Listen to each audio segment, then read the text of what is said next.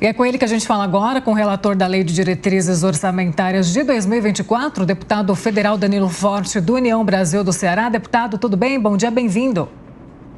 Bom dia, é um prazer. Deputado, explica pra gente essa manobra que o governo quer fazer. Quer suplementar os ministérios que ficaram sem verba de investimentos, é isso? É porque, como o corte foi feito de forma aleatória, né, alguns ministérios tiveram os cortes maiores, principalmente cidades, Ministério do Esporte, Ministério do Turismo, a verba em que foi cortada foi exatamente naquela verba disponibilizada para investimentos. E estava no acordo inicial que esses ministérios teriam cota de investimentos. Então, você precisa recompor exatamente essa rubrica, né, esse orçamento, para manter os investimentos desses ministérios e não prejudicá-los. Então, para não prejudicar, está se priorizando, pelo menos pelo entendimento que eu tive por parte do governo, essa recomposição. Não resta dúvida de que a matéria vai para a votação do Congresso Nacional e, com certeza, os vetos serão analisados em bloco. E, na análise dos vetos, poderá o Congresso Nacional recompor ou não tanto a lei de diretriz orçamentária como a lei orçamentária anual. Por exemplo, da lei de diretriz orçamentária estava vetado os investimentos na área das crianças com deficiência. Hoje, inclusive, é um dia importante para a questão dos esclarecimentos do transtorno do espectro autista. Como é que nós vamos ter um país do tamanho do Brasil hoje, com mais de 9 milhões que tem transtorno, de pessoas que têm transtorno de espectro autista, e não temos uma política integrada para isso? Então, com certeza, esses vetos precisam ser analisados o mais rápido possível e o Congresso Nacional vai ter a autonomia exatamente para definir o que recompõe e o que não recompõe. Se tudo der certo, melhora o ambiente entre o Congresso e o Planalto depois do veto daqueles quase 6 bi? Foi no ano passado, né? Ou no começo desse ano, já não me lembro mais, deputado. A lei orçamentária ela foi sancionada no início desse ano. E os vetos são pertinentes ao orçamento de 2024. Então, até para normalizar os desembolsos e cumprir o cronograma, já que o governo, inclusive, admitiu que vai cumprir o cronograma que estava lá na nossa lei e que também tinha sido vetado, mas por norma interna, por decreto do próprio governo, ele admitiu o compromisso do cumprimento do cronograma de execução orçamentária, né, e até agora isso está sendo sinalizado e será cumprido. Acredito eu que a gente possa ter uma celeridade com relação à execução orçamentária e tendo essa celeridade na execução orçamentária, com certeza beneficiando o repasse, principalmente para os estados e municípios. Deputado, Zé Maria Trindade participa da entrevista também. Zé, sua pergunta. Bom dia, Zé. Salve, deputado, muito bom dia. Deputado, por que o presidente do Congresso está resistindo tanto em colocar esse assunto no plenário, hein?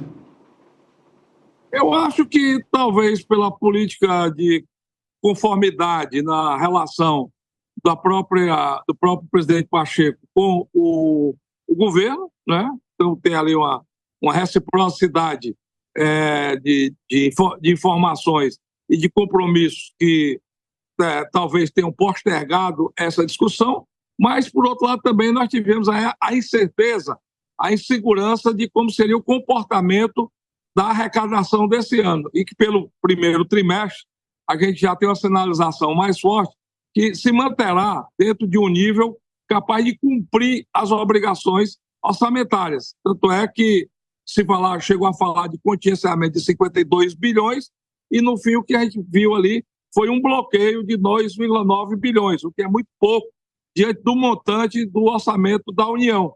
Então, a gente, com isso, inclusive, ficou feliz, porque foi um reconhecimento, claro, que nós fizemos o orçamento com responsabilidade, dentro dos parâmetros tanto da previsão orçamentária financeira, como também dentro dos parâmetros da lei do arcabouço fiscal e da lei de responsabilidade fiscal. Então, eu acho que na própria evolução, né, esses recursos que hoje estão bloqueados serão desbloqueados e nós temos condições de ter a integralidade da execução orçamentária, o que é fundamental, inclusive, porque você sabe que eu sempre defendi que o orçamento tanto tem que ser transparente, como tem que ser previsível. E para ser previsível, quanto mais impositivo ele for, melhor.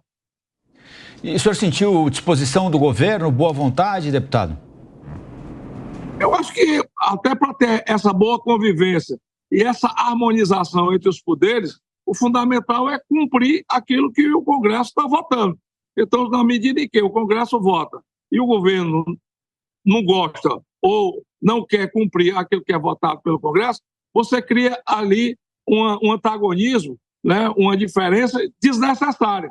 O importante é manter o diálogo e, nesse diálogo, a gente ir construindo as soluções para o Brasil. Nós temos uma pauta fundamental hoje que precisa ser votada, que é a conclusão da reforma tributária. Está aí a estagnação, a paralisia dos investimentos, exatamente porque os empresários não sabem quanto vão pagar de imposto daqui a 6 meses, daqui a 1 ano, daqui a 5 anos, daqui a 10 anos, e como vão ter o retorno dos seus investimentos. Isso foi visível no segundo semestre do ano passado, e agora a gente precisa dar celeridade às leis complementares da reforma tributária para simplificar e apoiar, estimular, incentivar a produção, e na produção a gente vai ter, inclusive, o aumento da oferta, da oportunidade de emprego e o segmento em bases mais sólidas da economia brasileira. Então, eu acho que dentro da perspectiva, inclusive eu já até defendi isso publicamente, que a gente deveria, inclusive, paralisar o Congresso Nacional, fazer ali um período de 15 dias ou de um mês para votar só a reforma tributária e entregar ao Brasil uma reforma tributária que seja capaz de fazer com que o Brasil, um país rico como o nosso, de dimensões continentais, e que tem um papel fundamental, inclusive hoje, de protagonismo na economia do mundo, da economia verde, possa ter estabilidade tributária e possa ter aí uma segurança para as empresas e para os empresários e também para a classe trabalhadora, que nós vamos ter um crescimento consolidado, não dependendo único e exclusivamente de investimento público, que é muito frágil, e todas as vezes que o Brasil tentou crescer só com investimento público, deu exatamente em problemas, inclusive até em impeachment. Deputado federal Danilo Forte, do União Brasil do Ceará. Deputado, mais uma vez quero te agradecer pela participação, pela presença no Jornal da Manhã. Sempre muito obrigada.